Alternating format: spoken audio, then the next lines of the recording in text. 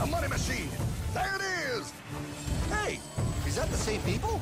Rich banker men from Germany, flying under the banner of the Red Shield. They finance both sides of the war. We must hurry! That's him, the Red Shield courier! Shoot him! No, I'm not shooting anyone. Damn it, Pie! What? He beat everyone back with the news of the war and told England that Napoleon won.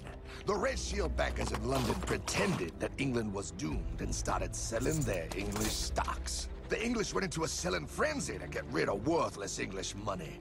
But the English won, right? Of course they won, but it was a trick by Red Shield. They waited until the stocks plummeted to pennies and then bought England back for nearly nothing. What? They did that? How? When the English leaders found out, they had no choice but to give themselves over to the Red Shield. Their money was gone, and they were slaves to the Red Shield war debt. Since that time, the English have been paying their national taxes directly to the Red Shield private bankers. The people have no idea. But the bankers bragged about what they did to us, laughing at us all the way to the bank. Why, it's the best business I've ever done. If I can control a nation's wealth, I care not who makes its laws. Oh, is this what Jefferson wanted to show me? No, Pyle. Look. They're in America, too? The Red Shield banks are here, Pyle. Seeking a way to conquer our American dream. The dream you have, Pyle. The dream of free men.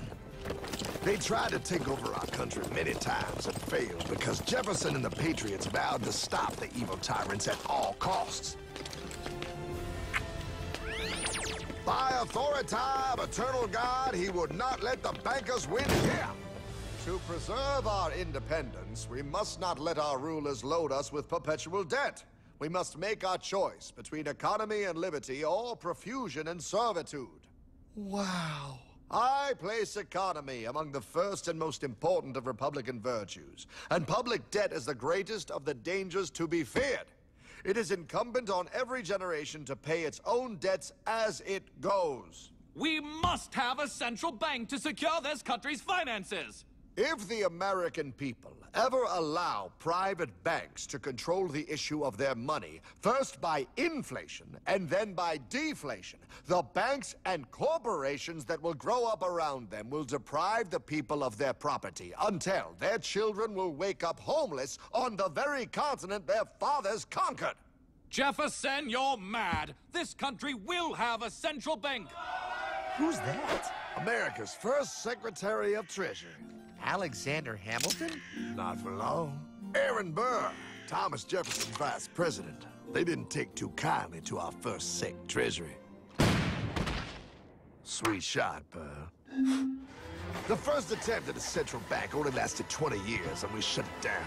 But the bankers tried again against Old Hickory President Andrew Jackson. You are a den of vipers and thieves.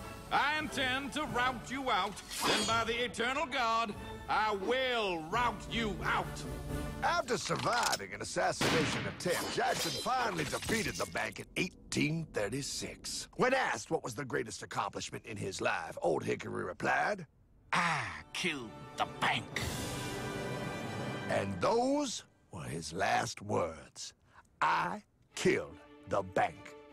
And with real money backed with real gold, our country experienced the greatest boom in any nation's history. Oh, it was beautiful, pal. But the bankers, greedy for more power and wealth, were concocting their most ambitious plan yet to once and for all take control of the finances of the United States. In 1910, a secret meeting was held at a J.P. Morgan estate on Jekyll Island off the coast of Georgia. This meeting was so secretive, so concealed from government and public knowledge that the 10 attendees used code names.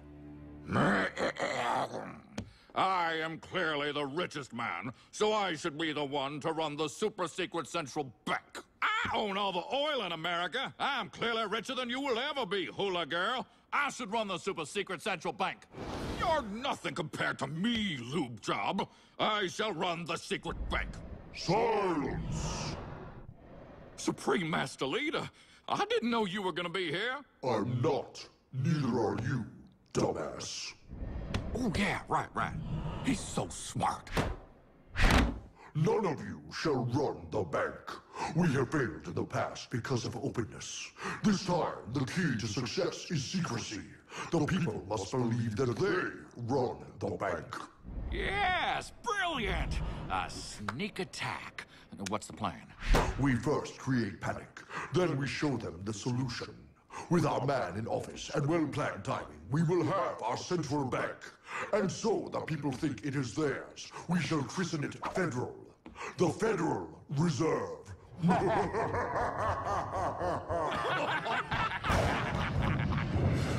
They struck on December 23rd, 1913. When most of our Congress were at home eating fruitcake, these bastards, I mean bankers, presented their treasonous act to their newly elected accomplice, Woodrow Wilson, who had fortuitously already agreed to sign it before he was even elected. Wait, the IRS? I thought we always had the IRS. No, pal. They did this to us too. The Fed now has the exclusive power to print America's money. They loan this money to our banks and our government at interest, putting immediate debt on our own money, printing more and more, so each dollar they print becomes worth less than the one before.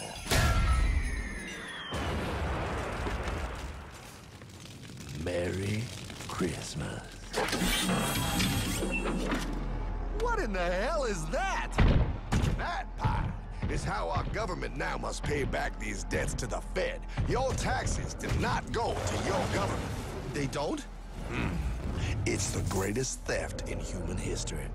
But, oh, okay, I mean, I sort of get what you're saying, but it's all so confusing. And really, Hartman, I don't see how it affects me at all. If I had more money, none of this would have happened.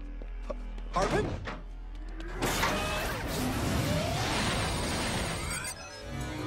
1955? Wow, what are we doing here? Oh, a little bit of shopping. Here, hold this. Gallon of gas, 23 cents. Postage stamp, 3 cents. Ounce of gold, $35. Hot baby, priceless.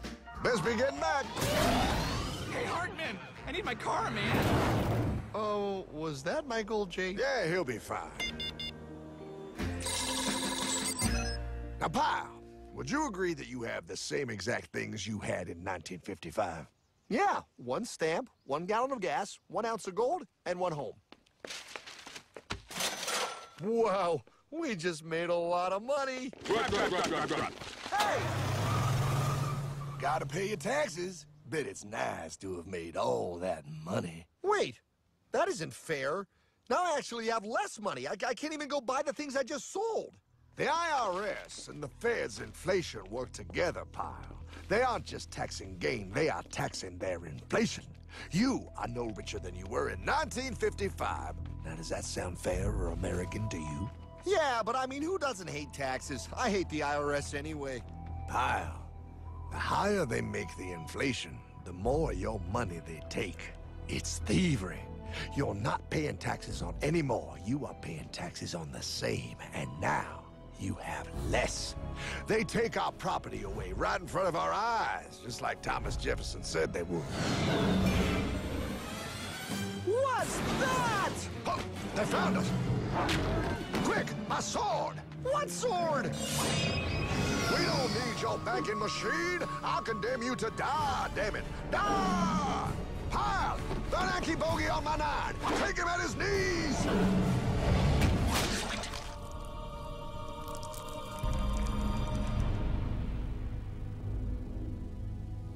For we are opposed around the world by a monolithic and ruthless conspiracy that relies primarily on covert means for expanding its sphere of influence. What's happening?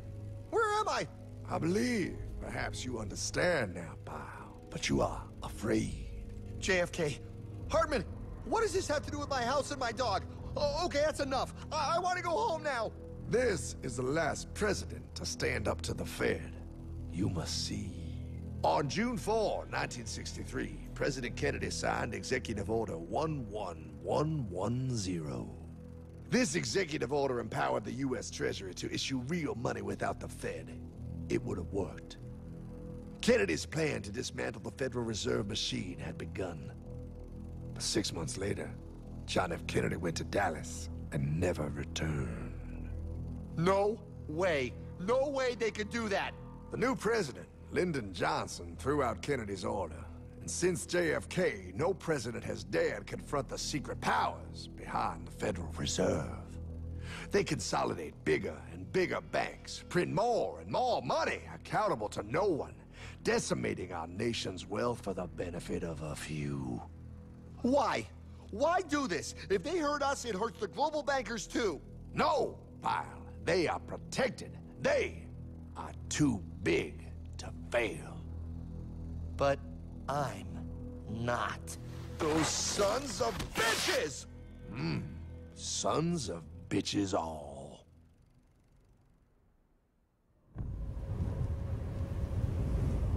The day was cold. The wind sharp and strong. But we were determined. The bankers and their parasites had us vastly outnumbered, but their hubris made them weak. Not like us. Not like this band of immortals we have assembled. We have come to take back our... Hardman? Is that... My dog. Oh,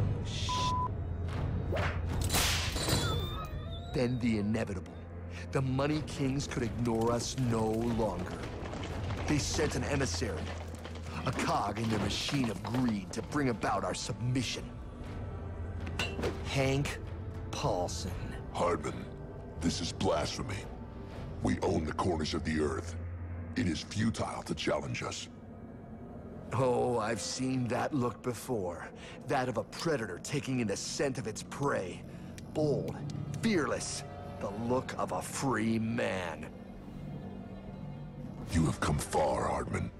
Farther than most. Be smart now. Join us.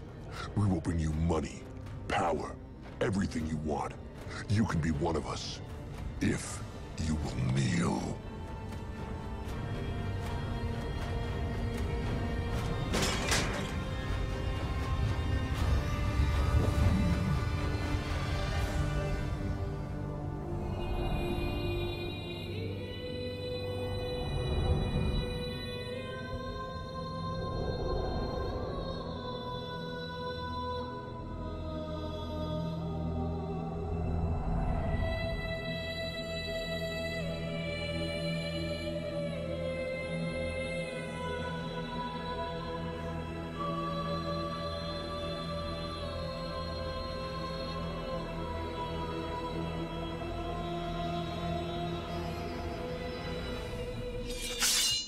Madman. You're a madman. We're offering you everything. What do you think this is?